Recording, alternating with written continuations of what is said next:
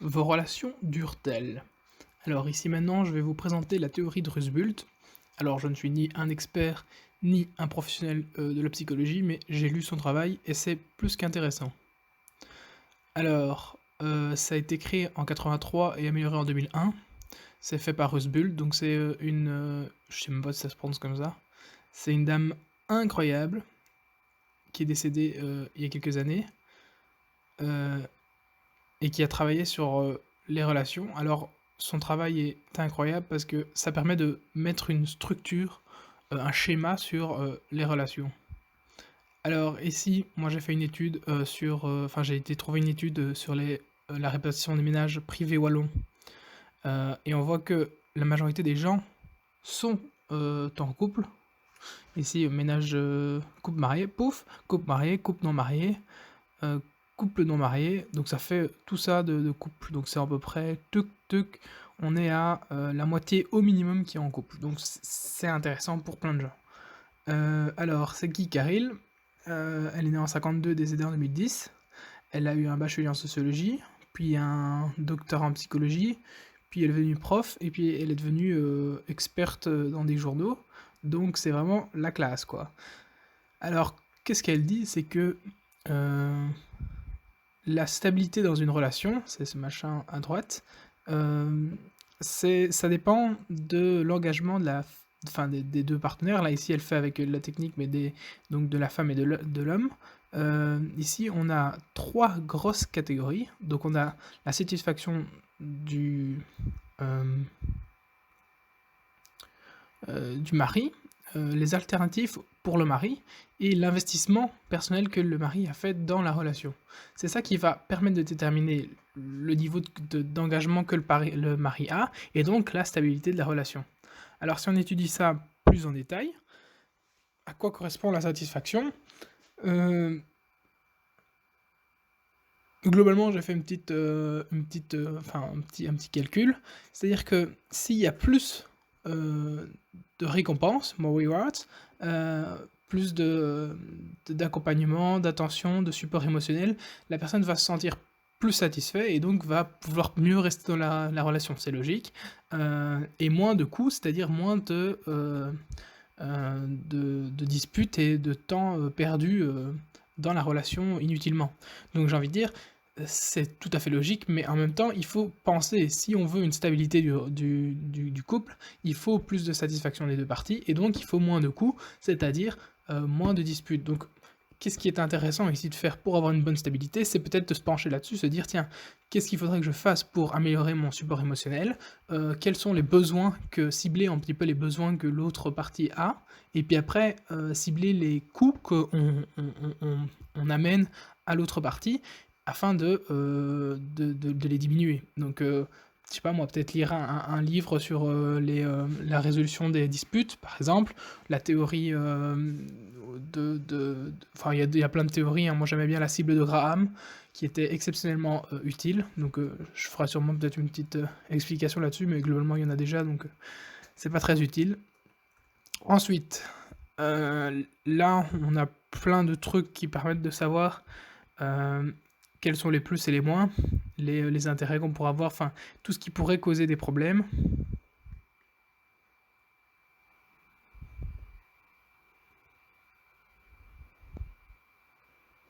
Par exemple, ici, on pourrait dire, OK, reward, comment nous gérons nos finances?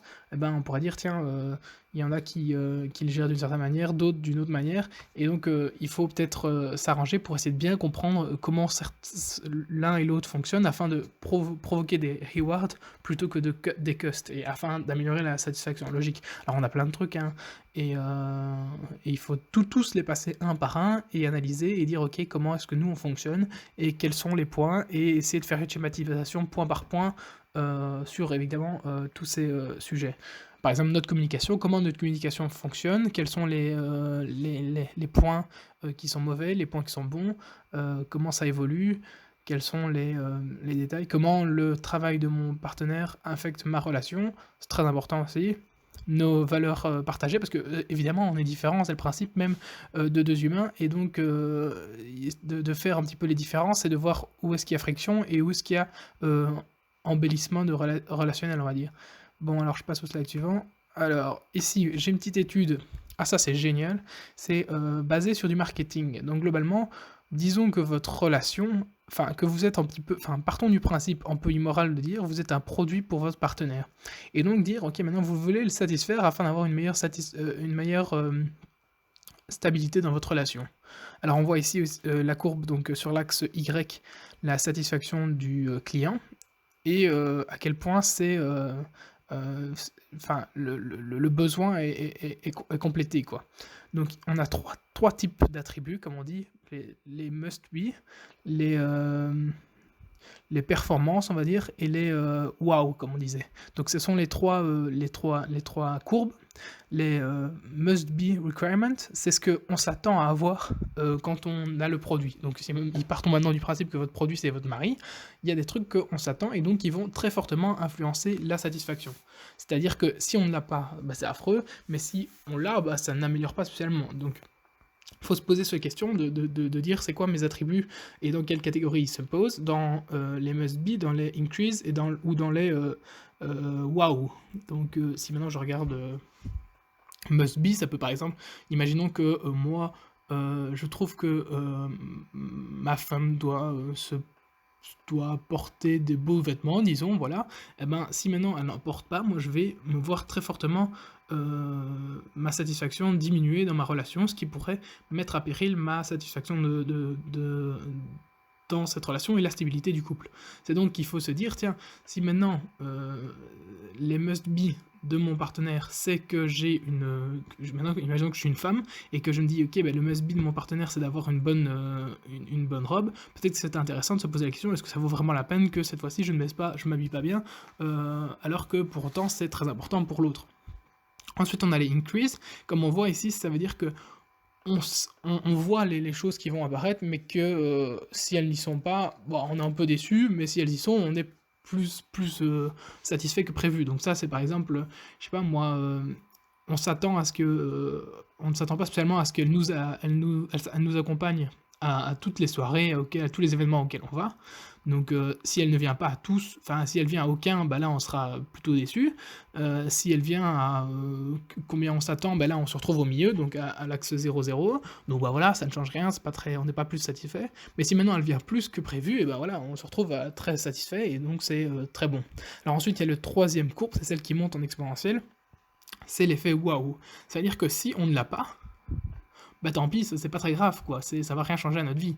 On n'est pas moins satisfait pour autant.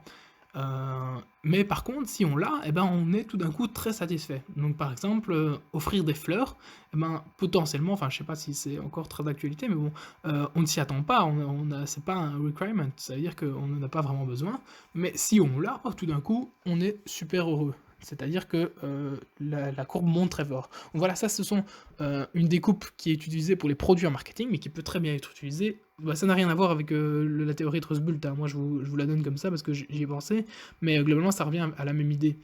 Euh, donc vous faites une classification des attributs que vous possédez par rapport à l'autre, et vous les mettez dans les must be, les increase ou les wow, comme moi enfin comme ma prof de marketing appelait ça.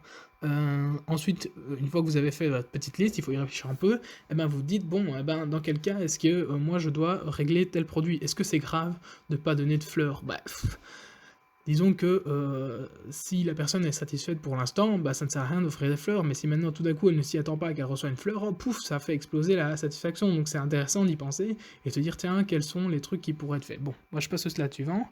Alors, la qualité des alternatives, ça c'est le deuxième truc, c'est de se dire, tiens, à quel point le marché des partenaires est grand. Donc imaginons que... donc alors, je vais aller au slide suivant. Donc vous voyez là, hein, pour l'engagement, il y a la satisfaction, puis la qualité des alternatives. Donc on est à la qualité des alternatives, c'est-à-dire que plus la qualité des alternatives est meilleure, moins l'engagement va être grand. Donc les alternatives, y a-t-il une meilleure alternative pour satisfaire mes besoins? Les alternatives, ça veut très bien être rester seul, ne pas s'engager dans une relation romantique totalement, ou trouver un nouveau partenaire. s'il n'y a pas de meilleure alternative, alors ils vont sûrement rester dans la relation actuelle. C'est-à-dire que maintenant, imaginons que votre partenaire soit très joli, ok? Et qu'il y ait tout plein des gens qui viennent constamment la courtiser. Évidemment, dans ce cas-là, l'engagement de la personne dans la relation pourrait être carrément diminué parce que elles se disent finalement s'il me saoule trop, je vais me casser dans une autre relation. Si maintenant les alternatives sont nulles, imaginons que la personne ait un certain caractère qui ne soit pas si super attirant pour d'autres personnes, et que du coup elle soit moins courtisée, dans ce cas-là, il y a moins d'alternatives, et donc la personne, même si un peu moins satisfaite, pourrait rester bien plus dans votre couple. C'est là l'intérêt donc de parfois faire chasser les gens qui sont un petit peu trop, qui pourraient un peu trop provoquer une alternative à votre couple, même si vous pensez qu'il est très sérieux, et de dire ok arrête d'être trop proche ou ce genre de truc, afin de faire en sorte. Après moi je maintiens qu'une relation qui est fonctionnelle, c'est une relation où on n'a pas besoin de faire ce genre de truc, mais bon, il faut réfléchir quoi, c'est ça, c'est la théorie, ok. Moi je l'ai dit juste. Ensuite, dernier truc, l'investissement dans le couple. Pour l'engagement. Donc c'est le troisième truc, c'est-à-dire que plus l'investissement est fort, plus l'engagement est fort. L'investissement dans le couple, ça peut être tangible ou intangible. Donc tangible, ça peut être de l'argent ou des possessions, donc des trucs qu'on possède. Et intangible, ça peut être des souvenirs. Donc imaginons que vous soyez dans un couple et que vous ayez investi une maison. Vous ayez un compte commun avec 200 000 euros dessus, et des super souvenirs où vous êtes parti, je sais pas moi, au Maroc, et vous avez fait un super voyage.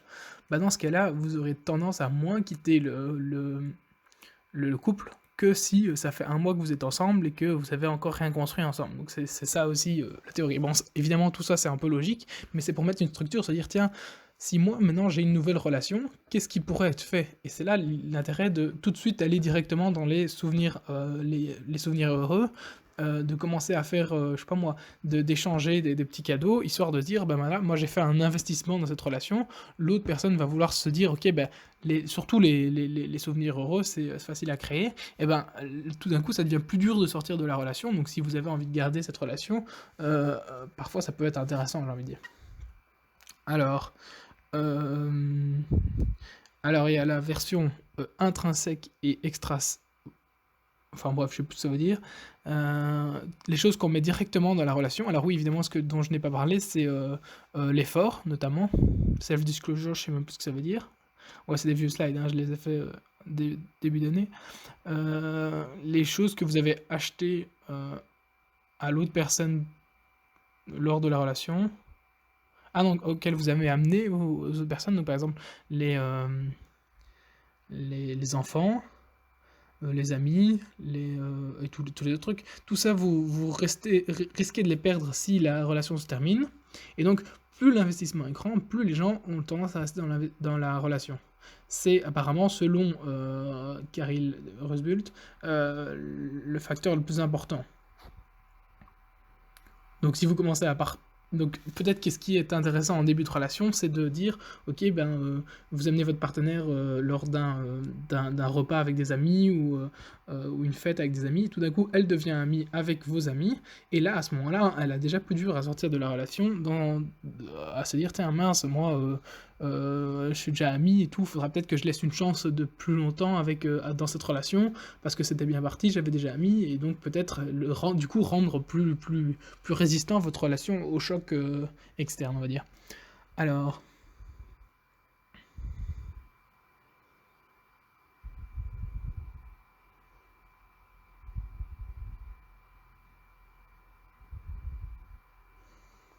Ah ouais. Ouais, bon bref, ça c'est des trucs pour améliorer, mais il y avait un truc qui était bien, c'était rendre les alternatives ridicules, c'est-à-dire que si maintenant vous avez un type qui commence à devenir un peu trop proche de votre partenaire, enfin une personne qui devient trop proche de votre partenaire, et là peut-être de mettre en valeur mettre en lumière les défauts que cette personne a, afin de diminuer sa valeur ajoutée à votre partenaire. Imaginons une personne qui se ramène et qui dit oui, moi je suis génial, j'ai plein d'argent, j'ai déjà eu plein de femmes, c'est génial. Et là tout d'un coup elle se sent courtisée et elle trouve que c'est un meilleur plan que vous. Et ben vous venez et vous faites un petit peu le contrebalance en disant bah oui, mais à côté de ça il y a tel problème, tel problème, tel problème, et donc cette personne n'est pas en fait aussi bien que ce que tu as déjà, donc il faudra un petit peu retomber sur place.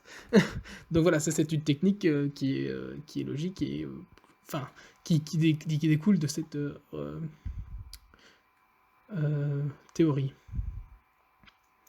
Alors donc maintenant, si vous comprenez les trois grosses membranes et que vous avez le schéma dans la tête, que vous voyez où mettre des points pour améliorer votre relation, la rendre plus solide et plus résistante au choc, eh ben, je vous ai donné 2-3 tips ici, mais on peut en trouver plein, hein. Eh ben, vous pourrez faire durer votre relation.